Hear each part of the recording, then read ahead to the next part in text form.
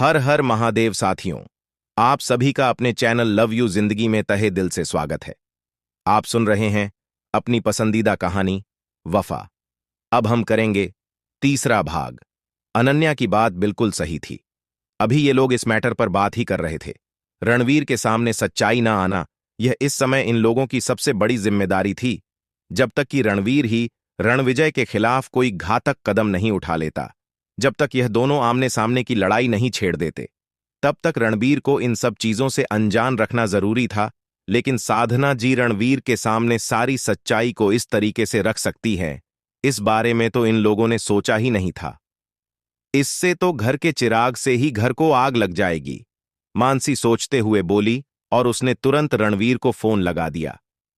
इधर जिस ward boy को रणवीर ने साधना जी को क्लोरोफॉर्म देने का काम दिया था, उसने अपना काम तो कर दिया था, लेकिन साधना जी की सेहत को ध्यान रखते हुए रणवीर में कम अमाउंट में ही क्लोरोफॉर्म यूज किया था, जिससे कि वह धीरे धीरे अनकॉन्शियस होती।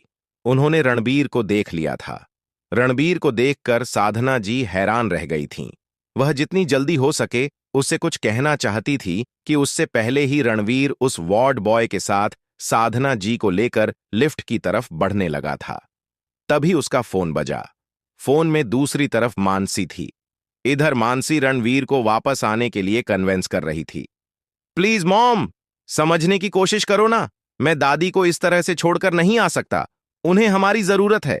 पहले ही बड़ी मम्मी ने जो किया है उसके कारण उनकी सेहत को बहुत झटका लगा है।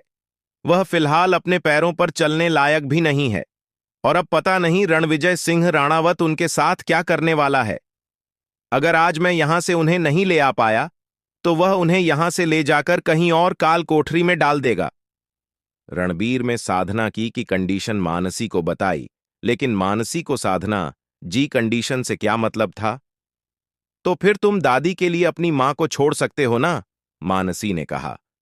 यह कौन सी बात हुई मॉम, आप मेरी मां हैं तो वह मेरे पापा की मां है, रणवीर चिढ़ से बोला। आप मेरी बात को समझने की कोशिश करो ना। मैं दादी को आपके भरोसे नहीं ला रहा। मैं दादी के लिए अलग से मेड रखूंगा। रणवीर के दिमाग में यही बात आई थी कि मानसी अपनी जिम्मेदारियों से बचने के लिए ऐसा कह रही है, जबकि मानसी उसकी बात समझ ही नहीं चाह रही थी, बल्कि अपना ही राग गा रही थी। मैं तुम्हारी सारी बात समझ रही हूं रणवीर, लेकिन तुम नहीं जानते, अगर तुम वहां से जल्दी नहीं निकले तो रणविजय कुछ ना कुछ बड़ा जरूर करेगा। मैं तुम्हें खो नहीं सकती।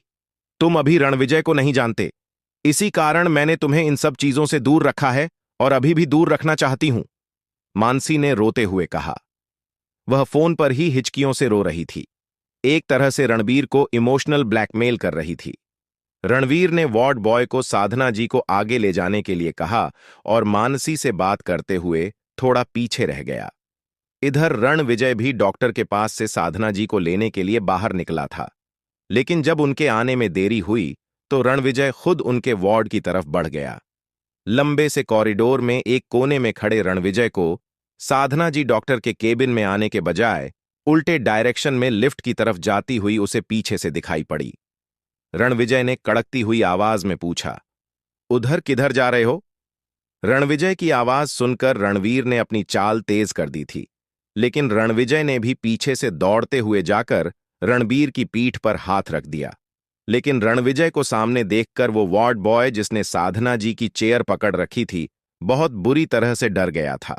उसने साधना जी का रिवॉल्विंग चेयर घुमाते हुए रणविजय और रणवीर की तरफ फेंक दिया और खुद कूदते हुए अंदर लिफ्ट में चला गया। तुझे तो मैं छोड़ूंगा नहीं। रणवीर को छोड़कर रणविजय तेजी से साधना जी की तरफ भागा। इधर रणविजय ने जब रणवीर के कंधे पर अपना हाथ रखा था तो रणवीर पीछे मुड़ा था। अपने सामने रणविजय को देखकर वह कुछ कहता या फिर रणविजय ही उससे कुछ पूछता। उसके पहले ही वार्ड बॉय ने यह हरकत कर दी थी। साधना जी को बचाने के लिए रणविजय रणवीर को छोड़कर आगे निकल गया था और रणवीर के पैरों के पास साधना जी की रिवॉल्विंग चेयर आई।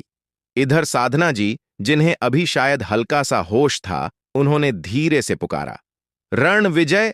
लिफ्ट बंद हो चुकी थी।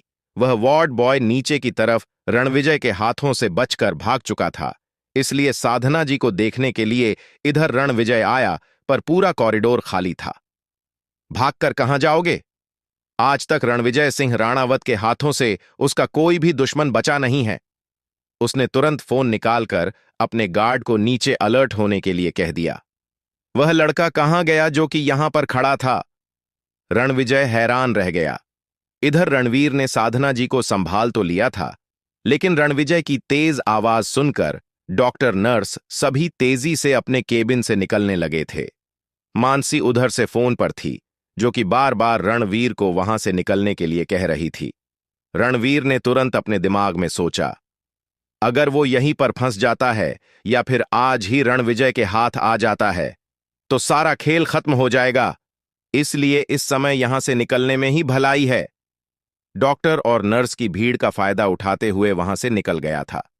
इधर साधना जी की बिगड़ती हुई हालत को देखकर रणविजय के दिमाग से भी रणबीर की बात निकल गई थी। डॉक्टर तुरंत साधना जी की ट्रीटमेंट में लग गए और रणविजय ने फोन करके घर पर इस हादसे की सूचना रणधीर जी को दे दी। फिर रणविजय साधना जी को लेकर घर आ गया था, क्योंकि उसने हॉस्पिटल में उन्हें एडमिट करने से ही मना करवा दिया था। एम्बुलेंस सीधे राणावत पैलेस में आई। साधना जी पर हो रहे लगातार हमले को देखते हुए रणधीर जी का भी यही डिसीजन था। डॉक्टर की टीम साधना जी के साथ आई थी। साधना जी को जैसे ही होश आया, पूरा परिवार उनके सामने खड़ा था। साधना जी ने एक पूरी नजर ईशानी सी भी रणविजय और रणधीर जी के ऊपर डाली। उन्होंने अपने दोनों हाथ जोड़ दिए थे, लेकिन रणधीर जी मुंह फेरते हुए कमरे से बाहर निकल गए। रणविजय तेजी से आगे बढ़कर उनके पास बैठ गया। तुम डैड को देखो। जिंदगी बेटा, तुम भी अभी दादू के पास जाओ। देखना कहीं उनका बीपी ना बढ़ जाए। उनको बीपी की गोली दे देना। साधना जी का हाथ अपने हाथों में लेते हुए रणवीर एंड ईशानी से कहा। इस आनेहा में सर हिलाते हुए रणधीर जी के पीछे चल दी। बेटा, मुझे माफ कर दो, साधना जी धीरे से बोल रही थी। रणविजय ने उनके होठों पर उंगली रख दी। आपको कोई माफी मांगने की जरूरत नहीं है। आप घर में सबसे बड़ी हैं। आपको इसी घर में रहना है और सबके साथ रहना है। जो बातें खत्म हो गई उन्हें खत्म कीजिए और फिलहाल में आप आराम कीजिए। मैं डैड को देख लेता हूं। रणविजय उठने को हुआ। रणविजय! साधना जी ने रणविजय का हाथ पकड़ लिया। अभी आप बाद में कुछ बोलिएगा। मॉम, डॉक्टर ने आपको कुछ भी बोलने से मना किया है। रणविजय वहां से उठना चाह रहा था, क्योंकि डॉक्टर किनारे से खड़े होकर रणविजय को इशारा कर रहा था कि वह साधना जी को आराम करने दें। डॉक्टर ने साधना जी को कोई भी स्ट्रेस लेने से, बात करने से पूरी तरह से मना कर दिया था। एक तो तुरंत उनका पूरा लीवर साफ हुआ था और दूसरे उन पर अभी फिर से क्लोरोफॉर्म का अटैक था। इसी कारण ईशानी और शिवी भी बिना कुछ बोले हुए ही वहां से निकल गई थीं। डॉक्टर ने उनकी सिचुएशन अभी क्रिटिकल ही बताई थी। इस कारण रणविजय किसी को भी वहां खड़े नहीं होने देना चाह रहा था, लेकिन इन दोनों ने कहा था कि बस वह उन्हें होश में आते हुए देखना चाहती हैं, और रणधीर जी, जो कि यह कह चुके थे कि उन्हें साधना के जीने मरने से कोई मतलब नहीं है, वह भी न जाने क्यों सबके साथ साधना जी के होश में आने का इंतजार कर रहे थे। रणवीर कहाँ है? साधना जी ने धीरे से रणविजय से पूछा। वह यहां कहाँ है मॉम? मैं उसको यहां लाने की कोशिश कर रहा हूं, लेकिन तब तक प्लीज उसके बारे में बात मत कीजिए। रणविजय ने धीरे से साधना जी के हाथ को दबाते हुए कहा। वो नहीं चाह रहा था कि घर में कोई रणवीर का नाम सुने, और दूसरे रणवीर का नाम लेना उसकी दुखती रग पर हाथ रखने जैसा हो रहा था।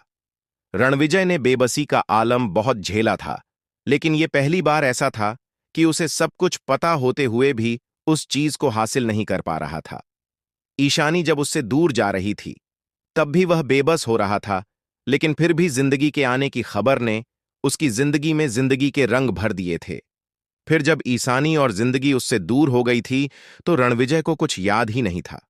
होश में आते ही उसने सब कुछ किनारे करते हुए ईशानी और सीबी को वापस अपनी जिंदगी में शामिल कर दिया था। अपनी सारी विवशता पर, अपने पुरुषार्थ, अपनी मेहनत के बल पर रणविजय ने विजय पाई थी। जिंदगी के हर क्षेत्र में आज वह एक सफल इंसान था। लेकिन रणवीर का मैटर ऐसा था जो कि बिल्कुल सॉल्व नहीं हो रहा था। इधर रणविजय ने अपनी कोशिशें भी जारी रखी थीं, पर जाने क्या ऐसा था जो कि बीच में ही उसे असफल कर दे रहा था। इस बारे में आगे पढ़ते हैं। रणविजय की आंखों में आंसू भर आए थे।